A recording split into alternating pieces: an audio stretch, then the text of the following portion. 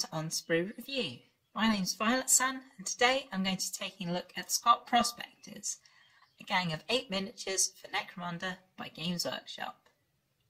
This box was sent to me by the Squat cast master himself, Arbiter Ian. If you're wanting to keep up to date on all the latest Space Dwarf news, take a look at his channel. I'll link to a video up in the corner. I'll also be appearing on that channel in the new Tale of Four Gamers Horus Heresy series that will be starting very soon. Okay, let's have a little look at the box. Now I do quite like these Necromunda boxes with the kind of rusty thematic metally background, although from what I understand these guys are more often found in the ash wastes, which it would have been cool to have a box that themed them more. But I guess this keeps it consistent with the more hive-bound gangs in the range. Obviously you have the really nicely painted studio miniatures front and foremost on the box, as well as a nice bit of art. My one criticism is that the banner on this box sort of gets a bit lost. The colour and texture of it is very similar to what's behind it, so it sort of blends in a little bit more. I think it could really do with sort of popping a little bit more against the background. The back of the box is much the same, very similar background, pictures of the same miniatures with a few little zoom-ins to have a look at specific details. And along the bottom, a few little paint suggestions if you wanted to try and replicate the colour scheme on the box. All in all, I quite like the Necromunda boxes, having a bit of art and seeing the miniatures, although I would like to see the miniatures in the context of a board rather than just floating around on a void. They're pretty nice. So let's have a look what you actually get inside the box. Now, whilst the Ironhead Prospectors are renowned for being short, you don't get shortchanged in this box. You get 2 sprues, each of 4 miniatures, completely identical sprues, a bag of 32mm bases for them, and the instructions. Let's have a little look at the instructions first of all.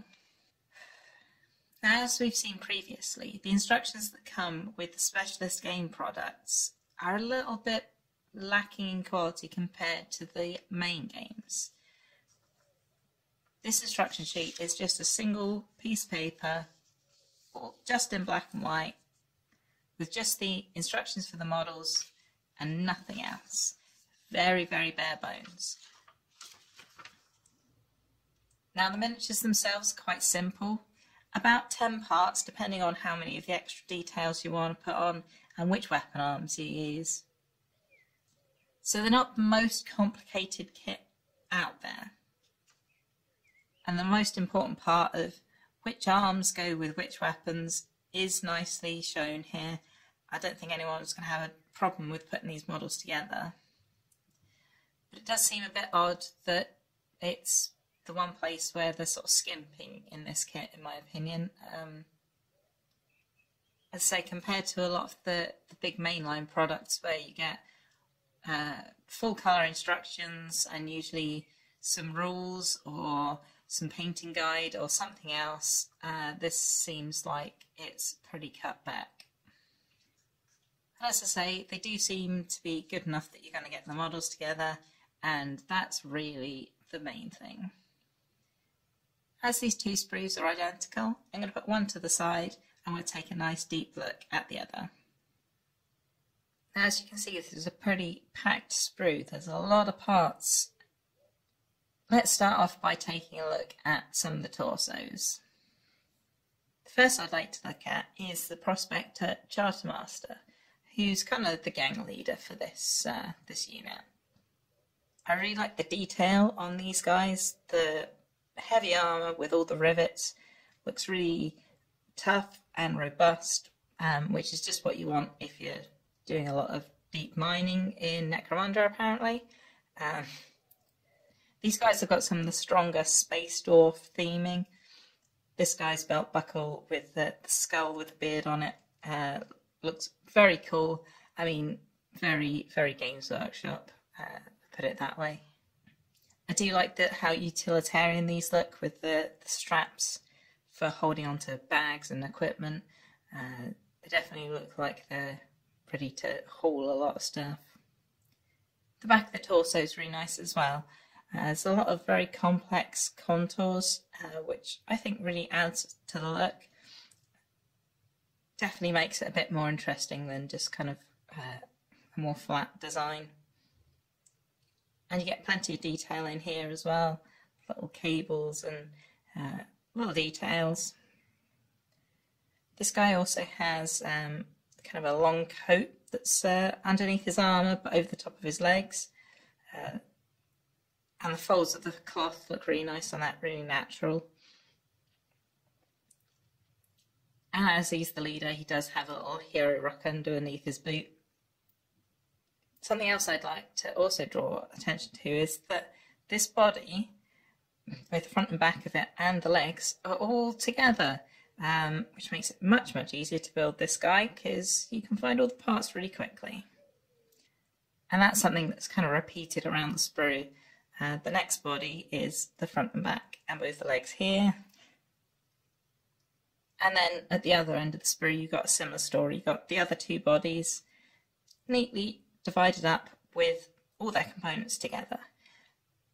Which when you're wanting to do a lot of conversions, which Necromunda players tend to be more prone to, you want your gang to stand out and be nice and unique.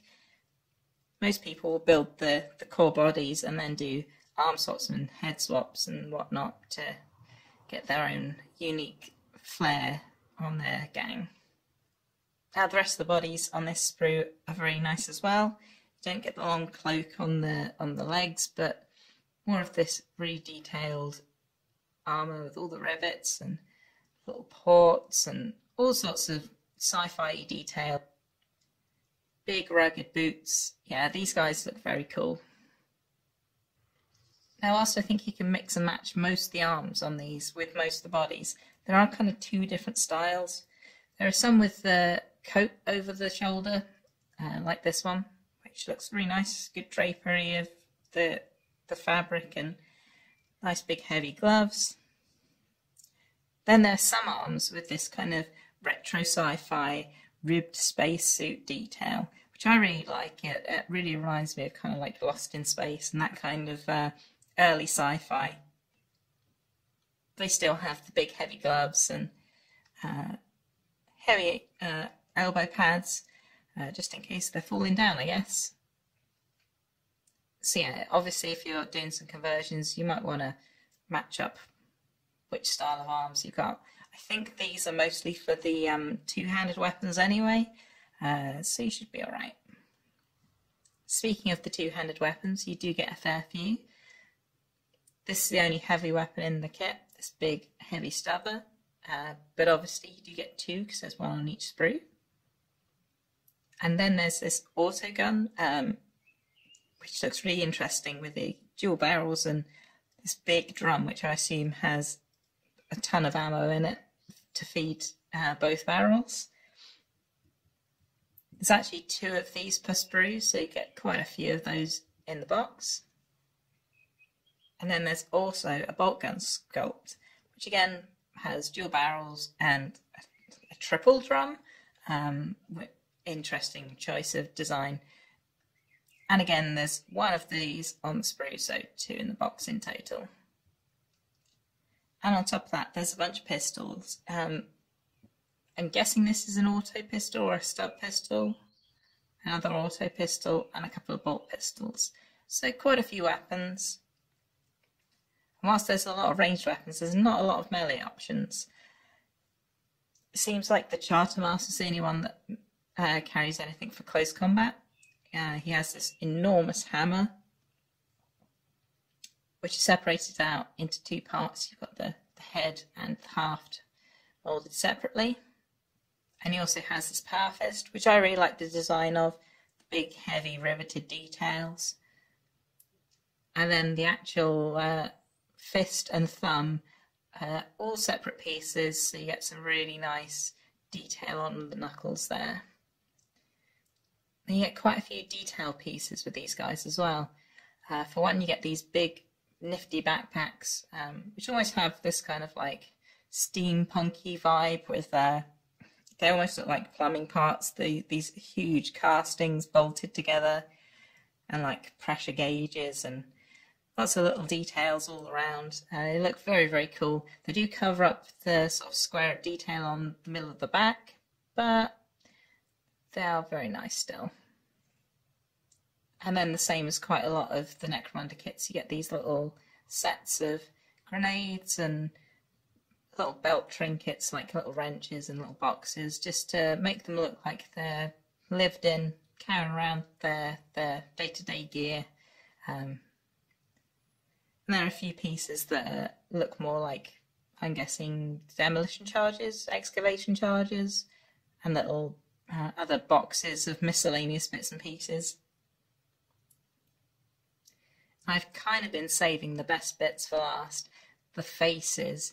These guys have these really chunky helmets that they're wearing, and the heads, they just all look really good. Such expressive faces, and just, yeah, I really dig the look of the helmets. The kind of, some of them wearing almost like aviator style shades. They're very cool. You do get these visors that go over the top, but you can mount those open or closed.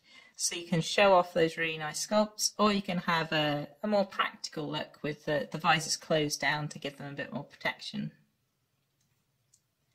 And the visors themselves have quite a lot of detail, of little sensory augers and headlight, so they can see where they're going in the deep dark tunnels of wherever they're mining.